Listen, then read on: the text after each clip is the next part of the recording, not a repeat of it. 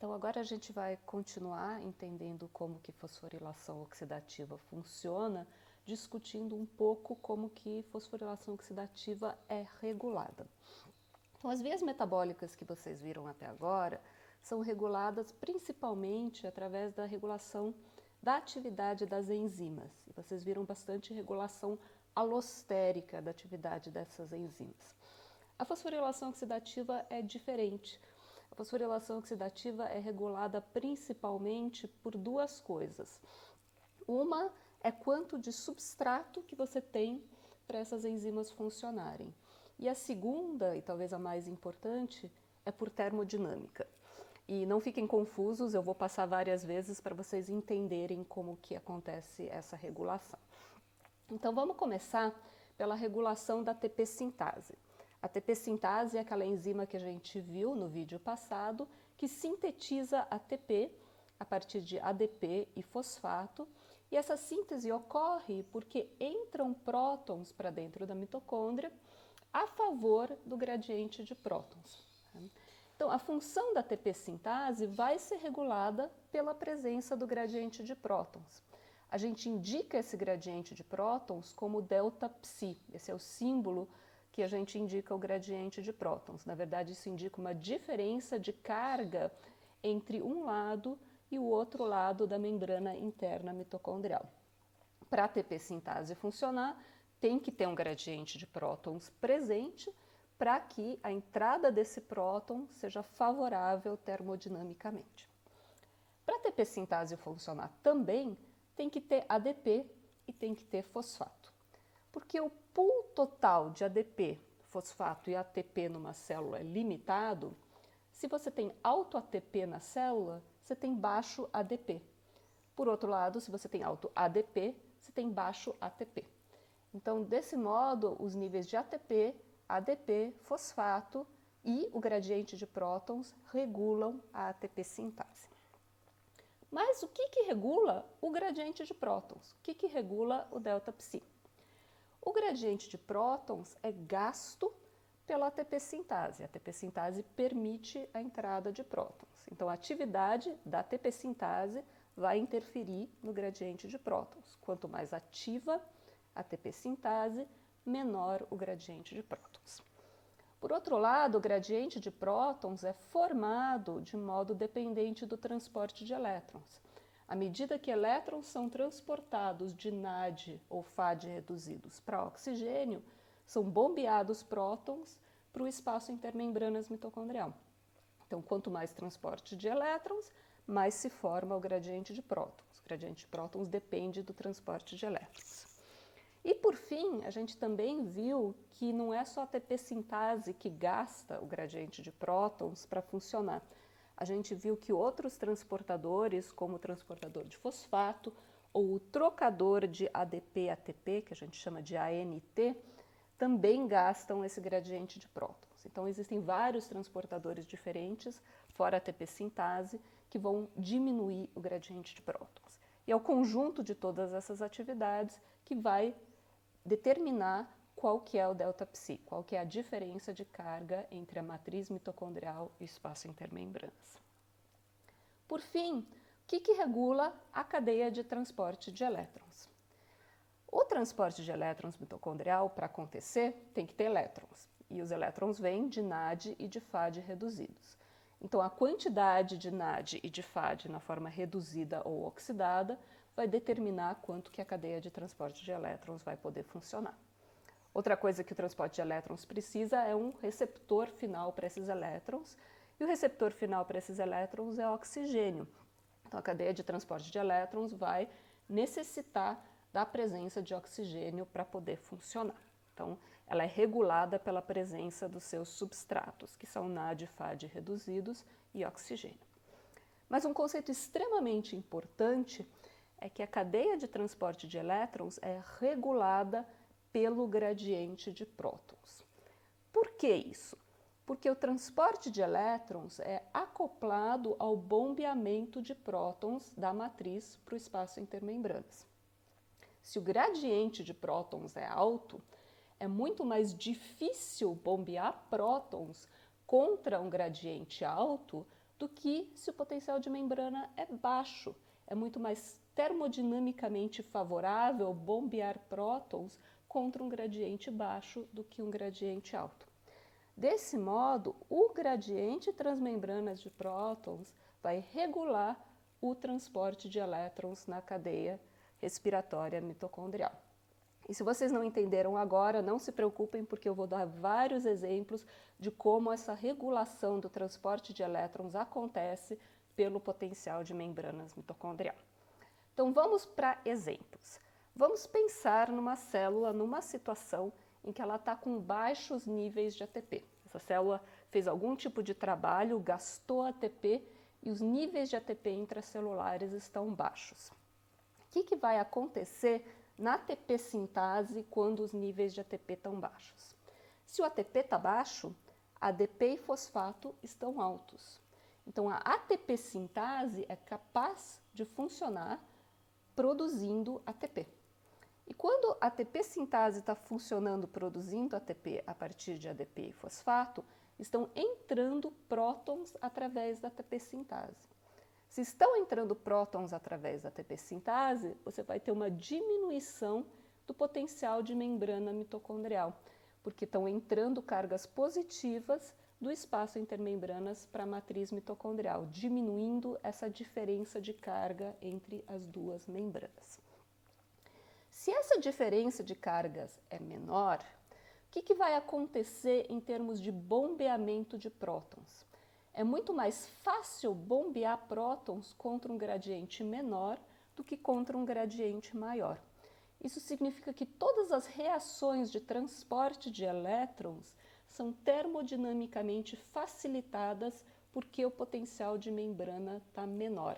É muito mais fácil transportar elétrons de NADH ou de FADH2 para oxigênio, e isso vai aumentar o consumo de oxigênio, aumentar a diminuição de oxigênio no sistema e aumentar a produção de água, porque todas essas reações estão facilitadas termodinamicamente.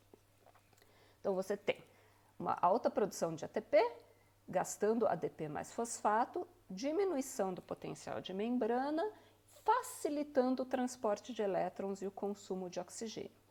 Quando você transporta elétrons do NAD para o oxigênio, você está transformando o NAD reduzido, NADH, em NAD+. E o resultado disso é que você tem uma queda nos níveis de NADH. E tudo isso está acontecendo integradamente na membrana mitocondrial, na fosforilação oxidativa. Mas vamos parar agora para pensar o que está acontecendo nas outras vias metabólicas que vocês já viram. Então, lembrando, a gente está numa situação de baixo ATP e baixo NADH. Né? O que está acontecendo no ciclo do ácido cítrico? O que está acontecendo no ciclo de Krebs?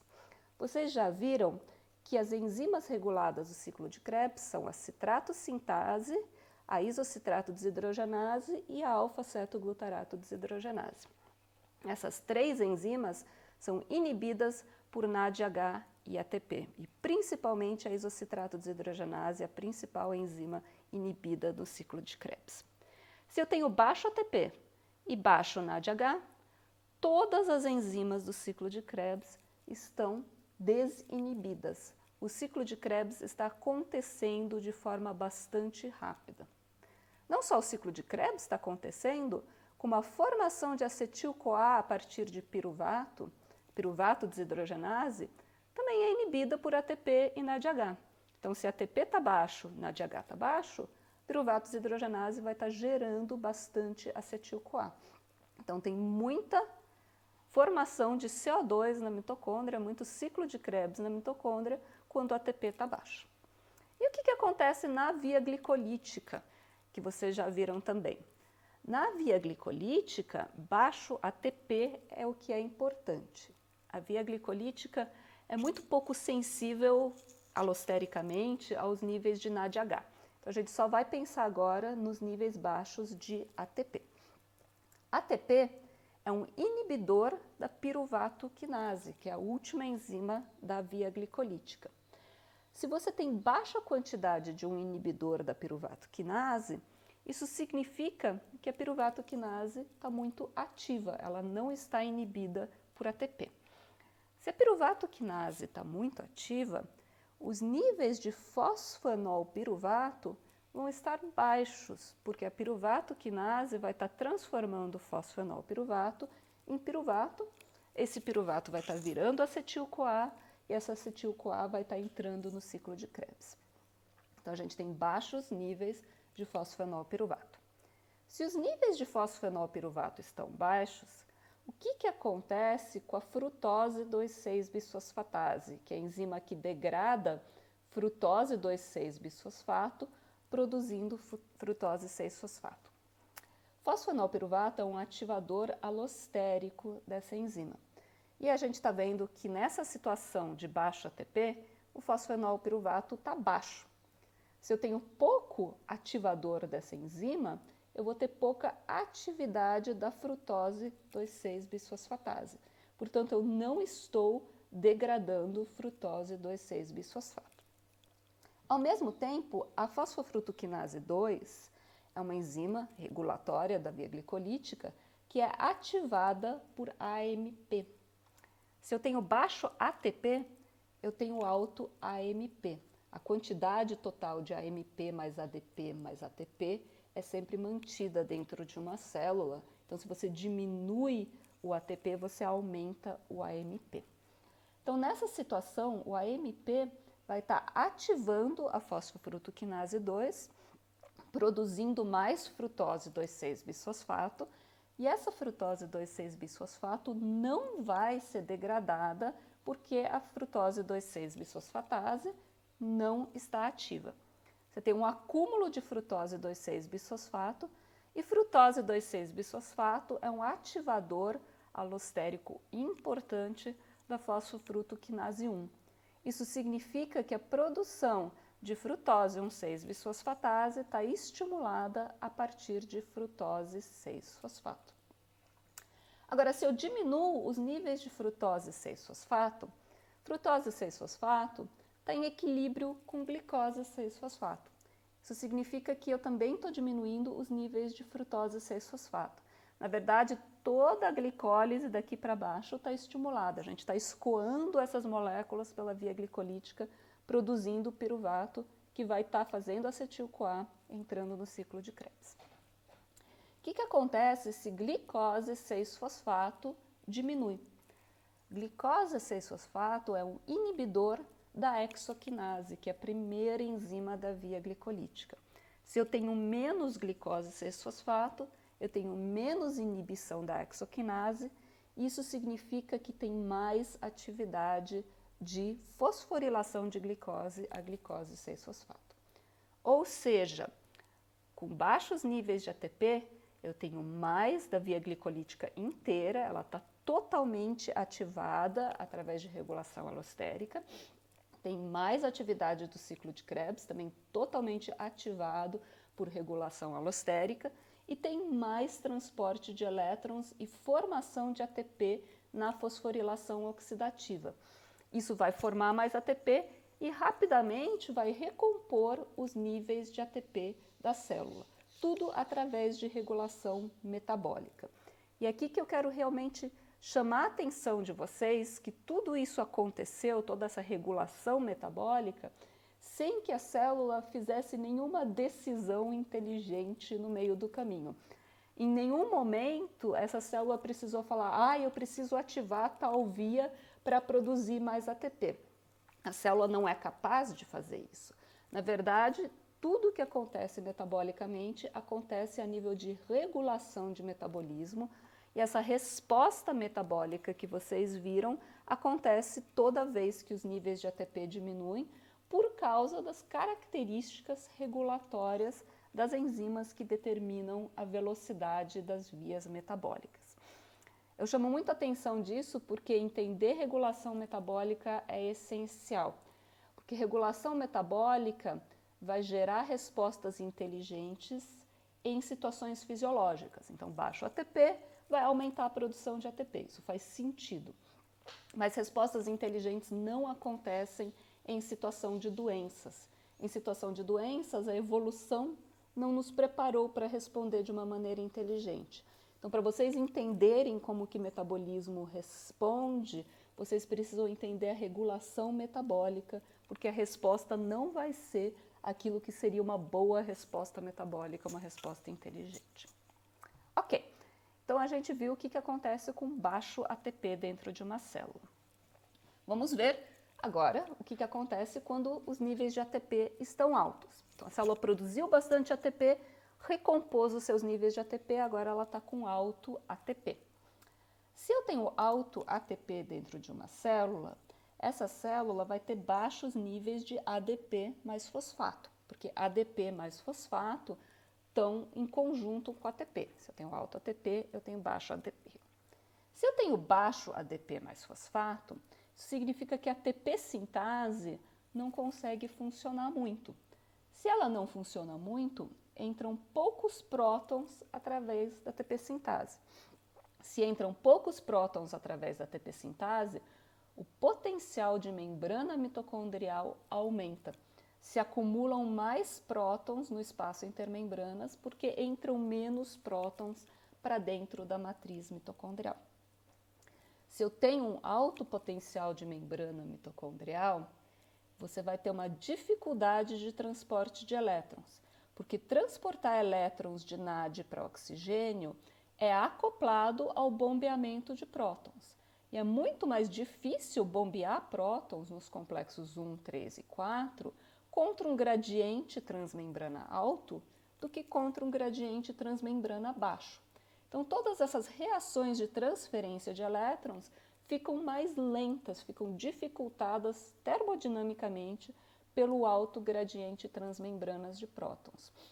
Você tem menos transferência de elétrons de NAD para oxigênio, vai cair o consumo de oxigênio, vai cair a transformação de oxigênio para água, que é o que retira oxigênio da mitocôndria. Ao mesmo tempo, se você tem menos transferência de elétrons, você vai ter mais acúmulo de NAD na forma reduzida, você vai ter mais acúmulo de NADH. Então, em termos de fosforilação oxidativa, com alto ATP, você tem alto potencial de membrana, baixo consumo de oxigênio e acúmulo de NADH. O que vai acontecer nas outras vias metabólicas?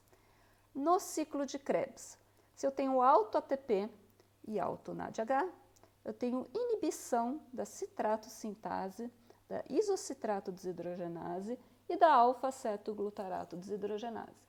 Então, com alto ATP, o ciclo de Krebs inteiro vai estar inibido e você vai ter pouca produção de CO2, que é um produto do ciclo de Krebs. Também vai estar inibida a produção de acetil-CoA a partir de piruvato, porque a piruvato desidrogenase também é inibida por alto ATP e alto NADH. E o que vai acontecer na via glicolítica? Se eu tenho alto ATP, ATP é um inibidor da piruvato quinase. Se eu inibo a piruvato quinase, acumula fosfenolpiruvato.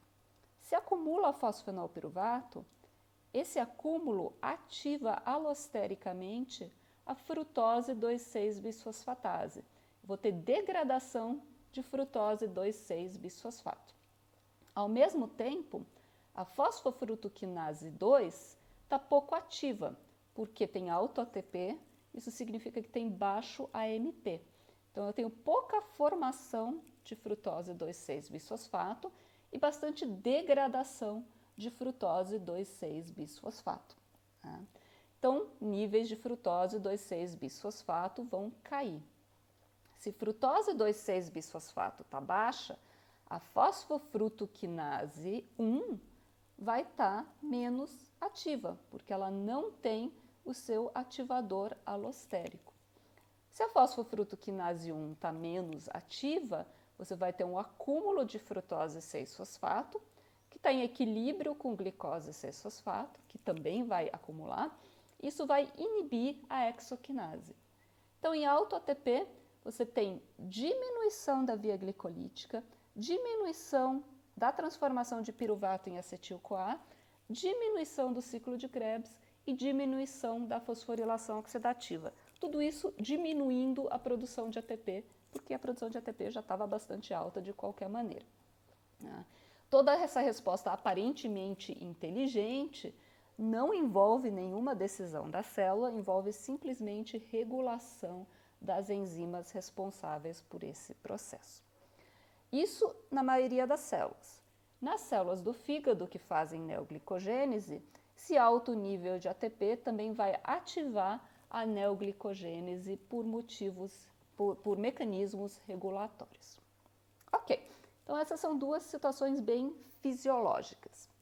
Vamos ver agora algumas situações de intoxicação, algumas situações de doença em que vocês têm alterações, em que existem alterações de função de fosforilação oxidativa. Por exemplo, existem doenças associadas à inibição do complexo 1, aquele complexo que tira elétrons do NADH.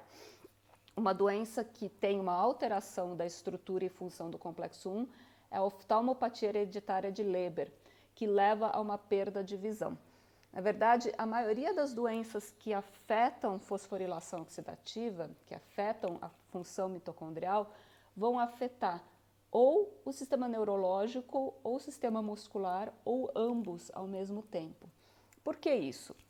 A gente precisa de ATP mitocondrial no corpo inteiro, mas o cérebro e os músculos são os que mais usam ATP mitocondrial, simplesmente porque são os tecidos que mais usam ATP. Tanto contração muscular quanto pensar, fazer potenciais de ação, são atividades que requerem muita energia e, portanto, muito ATP. E nessa doença especificamente afeta a visão, afeta neurologicamente a visão. Você também pode ter deficiência de função de complexo 1 se você tiver deficiência de riboflavina, que é uma vitamina da família B, que é necessária para construir a estrutura do complexo 1. Existem também toxinas que inibem o complexo 1. A mais conhecida é a rotenona. A rotenona é um produto natural, ela é produzida por micro-organismos e a natureza, as pessoas às vezes acham que tudo que é natural não pode fazer mal, mas isso não é nada verdade, né? A natureza é um lugar bastante violento, onde um organismo está tentando sobrepujar sobre o outro, está tentando matar outros organismos para poder sobreviver. A rotenona é um desses exemplos, né? Nem todos os micro-organismos possuem complexo 1, então se um organismo produz um inibidor de complexo 1 e não é inibido por ele, ele pode se sobressair dentro da natureza. Então a rotenona é produzida por várias espécies, na verdade, e é um inibidor de complexo 1. Porque ela é um produto natural, e isso me incomoda bastante, ela pode ser usada na agricultura orgânica, né? Então as pessoas falam que a agricultura orgânica não tem pesticidas, isso não é verdade. Na verdade, a agricultura orgânica permite vários tipos de pesticidas desde que eles sejam naturais. Como produtos naturais são tão tóxicos quanto produtos não naturais, não existe uma distinção de toxicidade, é exatamente a mesma coisa, né? Não existe nenhuma vantagem em termos de saúde da agricultura orgânica e ela pode, inclusive, usar essa toxina. É um inibidor de complexo 1. É um inibidor bastante usado em laboratório para a gente entender como que a cadeia respiratória funciona. Finalmente, complexo 1 está associado à doença de Parkinson. Pessoas que têm doença de Parkinson espontâneos frequentemente têm inibição de complexo 1. A gente não sabe bem porquê, talvez por diferenças pequenas na estrutura dessa proteína por causa genética. Também existem casos de doença de Parkinson em pessoas que tomam toxinas, que têm contato com toxina por algum motivo, ou com rotenona, ou com outras toxinas, às vezes que estão contaminando drogas de abuso, e essas pessoas acabam desenvolvendo doença de Parkinson. Importante para vocês é que vocês não precisam saber tudo isso, tá? Vocês não precisam saber essas doenças, vocês não precisam saber os nomes dessas moléculas como a rotenona, que a gente acaba usando bastante em aula. Se a gente for pedir alguma coisa para vocês, a gente vai falar para vocês, olha, nessa doença tem inibição de complexo 1, ou rotenona, que é um inibidor de complexo 1. Vocês precisam entender o conceito do que acontece quando você inibe um complexo respiratório, mas não o nome dessas coisas. Complexo 2 pode ser inibido também por moléculas orgânicas, principalmente moléculas orgânicas que competem com o substrato do complexo 2. O substrato do complexo 2 é o succinato, né? O complexo 2 é a succinato desidrogenase, e moléculas como malonato ou metilmalonato são inibidores dessa enzima porque essas moléculas competem com o succinato. Complexo 3 também tem mutações descritas no complexo 3 que levam à inibição do complexo 3 em doenças genéticas, geralmente doenças que aparecem na infância. E tem uma molécula natural, de novo, produzida por rodobactérias, que é a antimicina, que é um inibidor químico do complexo 3. Então, uma molécula natural capaz de se ligar ao complexo 3, mudar a estrutura e impedir que ele transfira elétrons da coenzima Q para o citocromo C. Finalmente, complexo 4. Complexo 4 tem várias doenças associadas à disfunção de complexo 4. Uma dessas doenças é essa MILAS. Essa sigla significa que tem miopatia, encefalopatia e acidose lática. Então, como eu falei para vocês, né, doenças que afetam fosforilação oxidativa, frequentemente afetando tanto o músculo quanto o cérebro. Outra doença razoavelmente comum é essa MERF. Nessa também tem miopatia, também tem encefalopatia, e esse RRF é uma sigla de Ragged Red Fibers, que é um tipo de lesão muscular que é muito típico dessa deficiência de complexo 4. Complexo 4 também não funciona bem se você tem deficiência de cobre ou ferro. Então, se você tem anemia, falta de ferro na alimentação, o complexo 4 é um dos mais afetados. E, finalmente, o complexo 4 pode ser inibido por cianeto ou por monóxido de carbono, porque o complexo 4 tem grupos M muito parecidos com os M's das hemoglobinas, né? Então, também é inibido pelas mesmas moléculas que inibem hemoglobina. Então, se você tem intoxicação por monóxido de carbono ou por cianeto, você está inibindo a hemoglobina e o transporte de oxigênio, mas você também está inibindo o complexo 4 em todas as suas mitocôndrias. Vamos ver agora o que acontece se você inibe um complexo respiratório em termos de regulação metabólica. Vamos falar que você inibe o complexo 3 com antimicina, aquele produto de rodobactérias que é capaz de inibir o complexo 3. Se eu inibo o complexo 3, elétrons do complexo 3 não conseguem ir para frente e reduzir oxigênio à água. Então, a primeira coisa que a gente vai observar quando a gente inibe o complexo 3 é uma diminuição do consumo de oxigênio, vai ter menos consumo de oxigênio. Por outro lado, os elétrons antes do complexo 3, na coenzima Q, complexo 2 e complexo 1, vão ficar todos congestionados. É como se tivesse um acidente aqui, ou tivesse caído uma ponte, e os elétrons não conseguem ir para frente. Então, o complexo 3 para frente, com citocromo C e complexo 4, vão estar oxidados, sem elétrons, mas do complexo 3 para trás, complexo 1, 2 e coenzima Q, vão estar todos extremamente reduzidos. E esse congestionamento de elétrons impede que mais elétrons entrem na cadeia respiratória, porque não tem mais espaço para esses elétrons, não tem mais como eles reduzirem esses componentes, porque está tudo parado em termos de transporte de elétrons. Com isso, você vai ter um aumento de NADH, vai ter mais redução de NADH, porque NADH não vai ser capaz de transportar elétrons para o complexo 1, para a coenzima Q e para o complexo 3, por causa desse congestionamento gerado pela inibição do complexo 3. Isso significa que não tem transporte de elétrons. Ou está congestionado aqui, ou não está chegando elétrons aqui. Se não tem transporte de elétrons, não tem bombeamento de prótons. Prótons não estão passando da matriz mitocondrial para o espaço intermembranas. Então, você não vai ter formação do potencial de membrana mitocondrial, da diferença de carga entre o espaço intermembranas e a matriz mitocondrial. Se você não tem gradiente de prótons, você não tem função da ATP sintase, porque não tem prótons para entrar pela ATP sintase e para termodinamicamente favorecer a produção de ATP na mitocôndria. Se a ATP sintase não funciona, produção de ATP cai e essa célula vai ficar sem ATP. Por isso que se você se envenena com um desses venenos, ou se você tem uma pessoa com uma doença em que um desses complexos não funciona muito bem, você vai ter falta de produção de ATP nos tecidos. Bom, isso acontece em termos de fosforilação oxidativa. Vamos ver o que acontece nas outras vias metabólicas. A gente viu que isso é uma situação em que você tem alto NADH e baixo ATP. E aqui é uma situação em que a regulação alostérica não está preparada para responder adequadamente, porque é uma situação que não é fisiológica, a gente não evoluiu para se intoxicar com uma toxina como a antimicina. Olha o que acontece. Alto NADH seria um inibidor das 3 enzimas regulatórias do ciclo de Krebs. Por outro lado, baixo ATP seria um ativador dessas 3 enzimas do ciclo de Krebs. Então, nesse caso, a regulação metabólica do ciclo de Krebs, a regulação alostérica do ciclo de Krebs, é ambígua.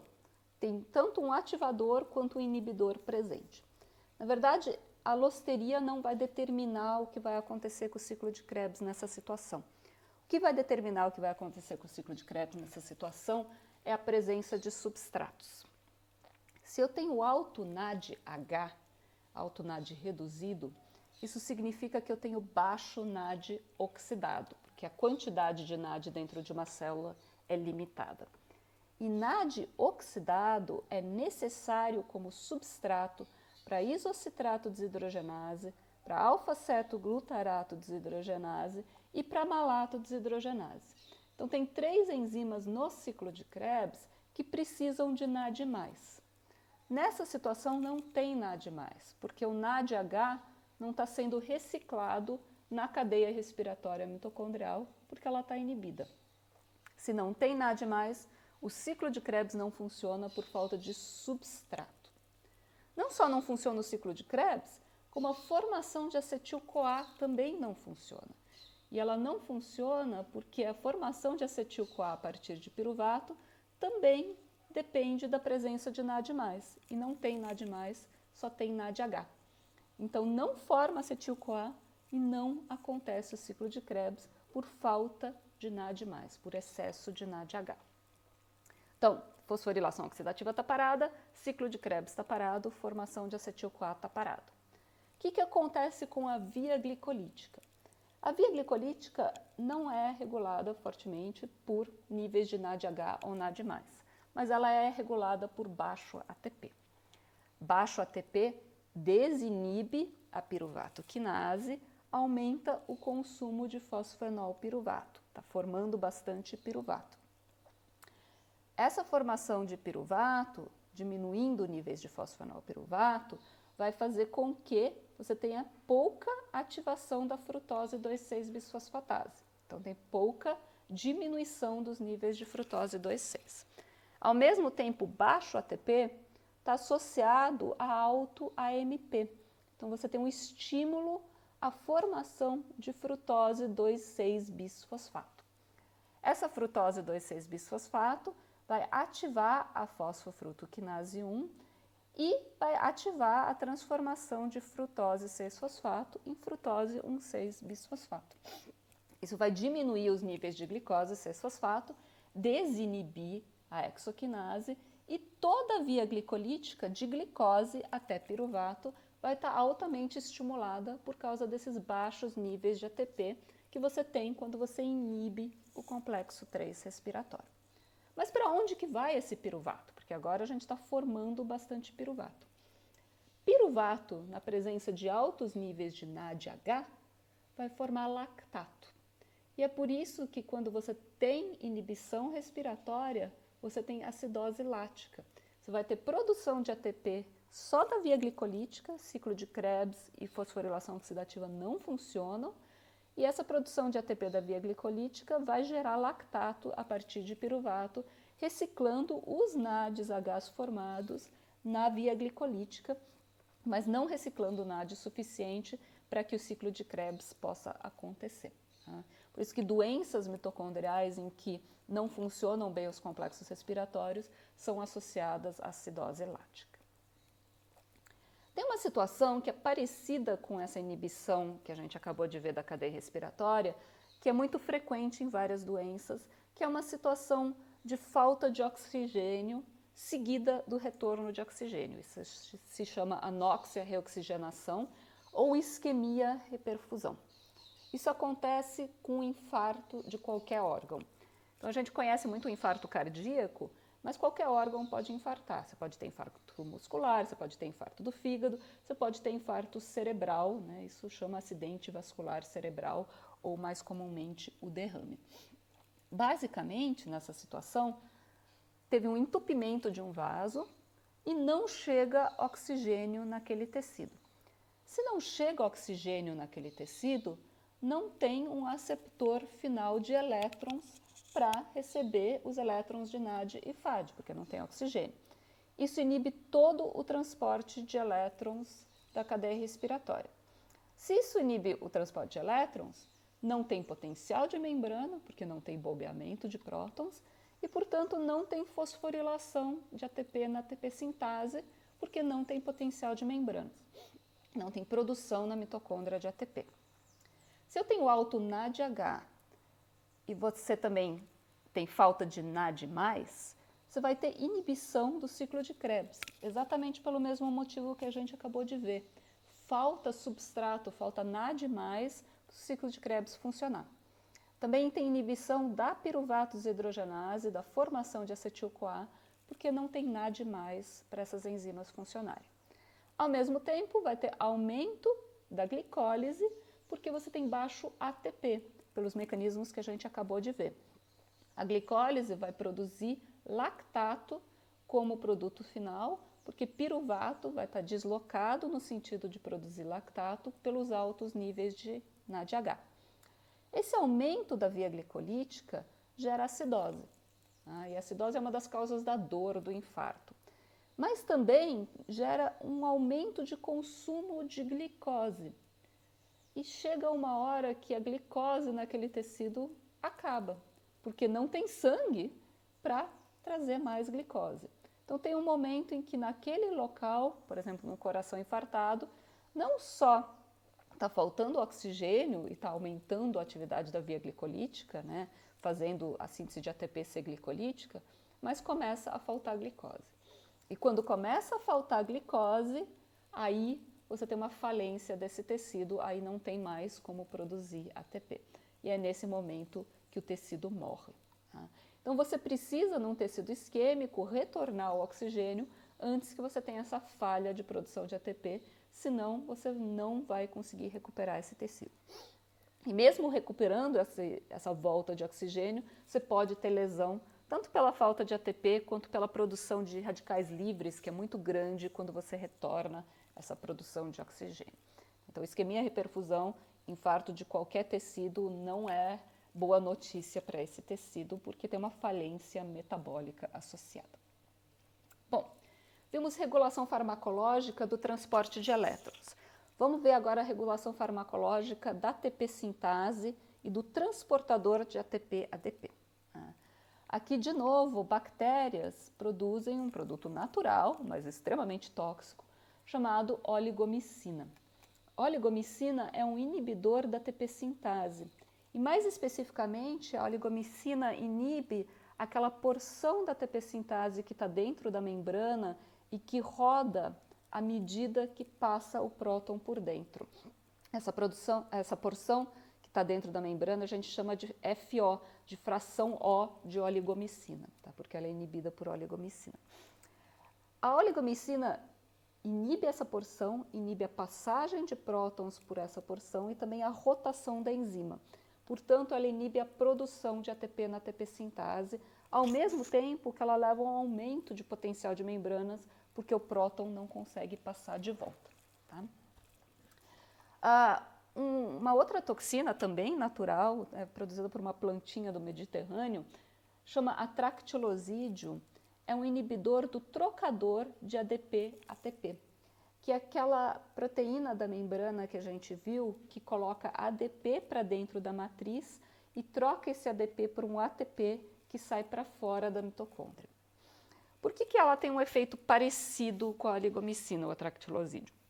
Porque se você inibe a entrada de ADP para dentro da mitocôndria, é como se a mitocôndria só tivesse ATP, não tivesse ADP, e a ATP sintase não tem como funcionar se não tem ADP. Então, nessa situação, a ATP sintase está inibida por falta de substrato, por falta de ADP, o potencial de membrana também vai aumentar e isso vai gerar vários efeitos secundários que a gente vai ver.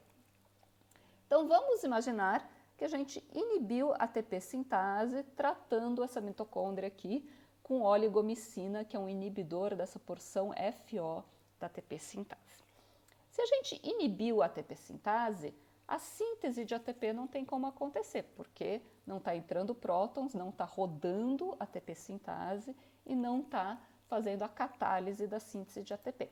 Então, os níveis de ATP nessa mitocôndria vão cair. Por outro lado, os prótons não estão voltando para dentro da mitocôndria.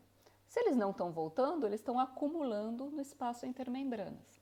Então, na presença de oligomicina, inibidora da ATP sintase, a gente tem um aumento do potencial de membranas. Se eu tenho um aumento do potencial de membranas, é muito mais difícil bombear prótons contra um gradiente alto de transmembranas do que contra um gradiente baixo.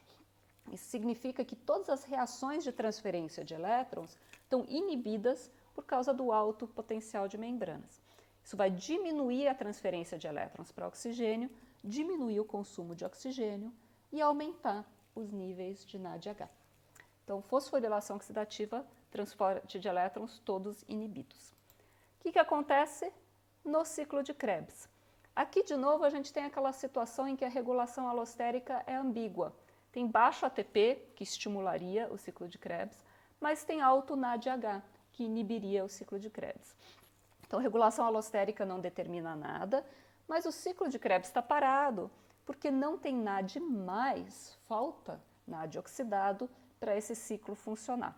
Também falta NAD+, para piruvato virar acetil-CoA. Então, você tem inibição de fosforilação oxidativa, inibição do ciclo de Krebs. E a via glicolítica? A via glicolítica está estimulada, porque os níveis de ATP estão baixos, isso estimula a piruvato quinase, aumenta os níveis de frutose 2,6-bisfosfato, estimula a fosfrutoquinase, diminui a glicose 6-fosfato e ativa toda a via glicolítica, ativa a produção de ATP na via glicolítica.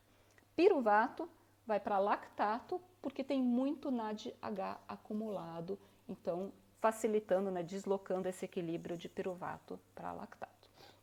Inibição da ATP sintase é muito parecida funcionalmente com inibição da cadeia respiratória nesse sentido, exceto pelo efeito no potencial de membrana, que é o oposto.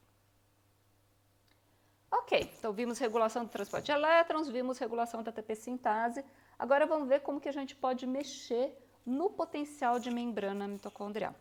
E na verdade a gente pode remover o potencial de membrana mitocondrial se a gente usar moléculas que ao mesmo tempo conseguem atravessar membranas, então tem porções lipofílicas grandes, mas também são ácidos fracos, que são capazes de ligar reversivelmente a prótons. Tanto ligados a prótons quanto desligados a prótons, essas substâncias conseguem atravessar membranas. Se você tem uma substância como essa, e os exemplos mais clássicos são uma molécula chamada de nitrofenol, que está aqui, e uma outra molécula chamada FCCP, que está aqui, esses tipos de moléculas podem pegar prótons do espaço intermembranas, atravessar a membrana e soltar esse próton dentro da matriz. E aí eles atravessam a membrana de novo, pegam outro próton do espaço intermembranas e vão catalisando esse transporte de prótons para dentro da mitocôndria, desacoplado da síntese de ATP, porque o próton agora está entrando através dessa molécula e não entrando através da ATP sintase. O que eles estão fazendo, na verdade? Eles estão dissipando a energia do gradiente de prótons na forma de calor, porque não está produzindo ATP associado. Eles agem como se fosse um curto-circuito, tá? Estão permitindo essa transferência de cargas sem estar associada à produção de trabalho. Então, estão dissipando a energia da mitocôndria. E por isso eu vou falar para vocês um pouco depois no vídeo da ciência sobre dinitrofenol e como o dinitrofenol pode diminuir o aproveitamento energético e levar a emagrecimento, embora eu não recomende tomar dinitrofenol e depois eu vou explicar por que dinitrofenol não pode ser usado como droga de emagrecimento, apesar de causar emagrecimento. Vamos ver então o que acontece quando eu uso ou dinitrofenol ou FCCP numa mitocôndria em termos de regulação metabólica. Então vamos tratar essas mitocôndrias com dinitrofenol, que vai pegar prótons do espaço intermembranas, transportar esses prótons através da membrana, soltar o próton na matriz, depois voltar para o espaço intermembranas e refazer esse transporte de prótons até que o potencial de membranas suma. Você não vai ter mais gradiente transmembrana de prótons. Se você não tem gradiente transmembrana de prótons, a ATP sintase não funciona, porque para funcionar tem que ter uma entrada termodinamicamente viável, favorecida pelo gradiente de prótons, de um próton pela ATP sintase. Se não tem gradiente transmembranas, a ATP sintase não funciona, e se a ATP sintase não funciona, não produz ATP, os níveis de ATP caem. Tá? Os níveis de ATP caem, mas o que acontece com o transporte de elétrons? Na verdade, o transporte de elétrons é muito facilitado, porque o potencial de membranas está baixo. É muito mais fácil bombear prótons contra um gradiente transmembranas baixo do que contra um gradiente transmembranas alto. Então, o consumo de oxigênio, transporte de elétrons de NADH para oxigênio, está super facilitado. Na verdade, ele está no máximo que ele já teve, porque não tem gradiente transmembranas de prótons.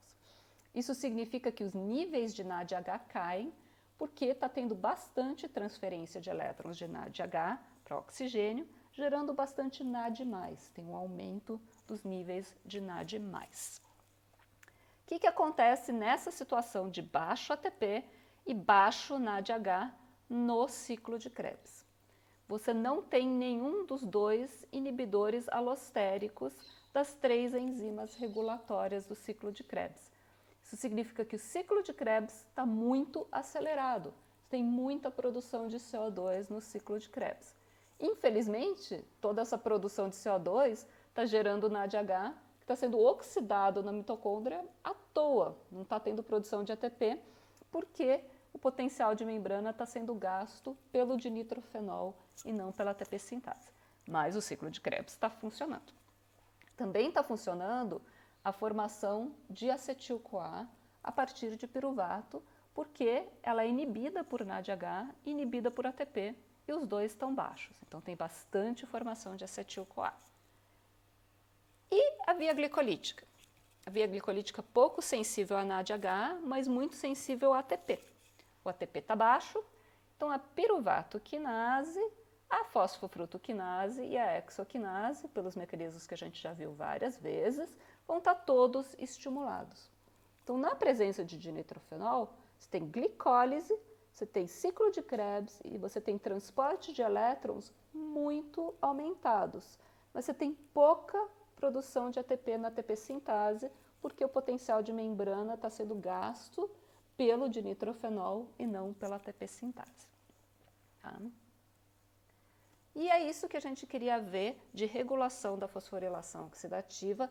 Eu convido vocês para verem o 4º vídeo de fosforilação oxidativa, em que eu vou falar um pouquinho da ciência que comprovou como a fosforilação oxidativa funciona, embora vocês não precisem entender os experimentos científicos que levaram a isso, eu acho que mostrar isso melhora muito a compreensão de como esse sistema funciona. Vocês vão entender como a gente sabe que ele funciona dessa maneira.